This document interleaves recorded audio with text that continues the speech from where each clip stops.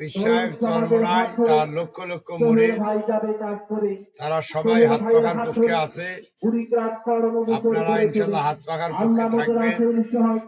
হাত পাখা এমপি নির্বাচিত হলে এই রকমের মহিলারা তাদের মর্যাদা পাবে, ন্যায্যতা পাবে।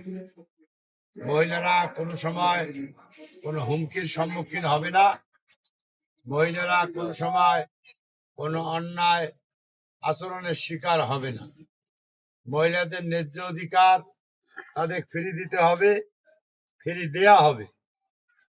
এখনো আমার মা খালারা বাবার বাড়ির সম্পদের অংশ পায় না।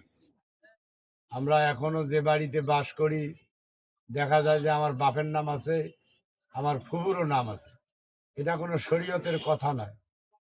আমাদের দেশের মহিলারা নগদ এই রকমের মহারণা পায় না।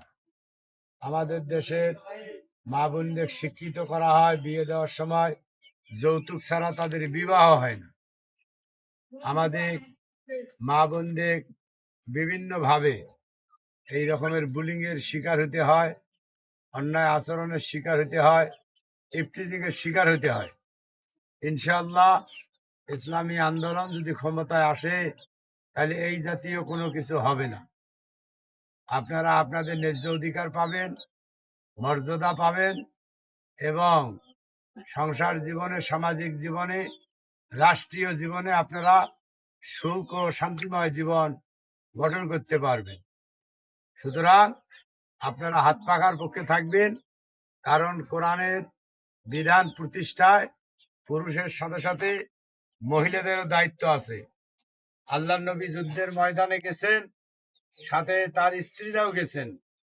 এইরকম খেয়ে না খেয়ে তারা পাশে ছিলেন, আল্লাহ নবী সহযোগিতা করেছেন, সাহাবীদের সহযোগিতা করেছেন, মহিলারা এরকম সাহস জুগিয়েছেন। এটা হলো একটা বিরাট পাওয়া। সুতরাং আমরাও ইসলামী শরিয়া কায়েম করতে আমাদের মা বোনদের এই রকমের সহযোগিতা চাই। তারা বাড়িতে বাড়িতে যাবেন, আপনারা কথা বলবেন, মানুষকে দাওয়াত দিবেন। আল্লাহ তাআলা আপনাদের যাজায়ে খায়ের দান করবেন, উত্তম প্রতিদান আপনাদের দিবেন। পরকালে আপনাদের অনেক ভালো খোঁজ খবরই থাকবে ইনশাআল্লাহ। একথা বলে আমি শেষ করছি। সবার কাছে দোয়া চাই, হাত পাখায় ভোট।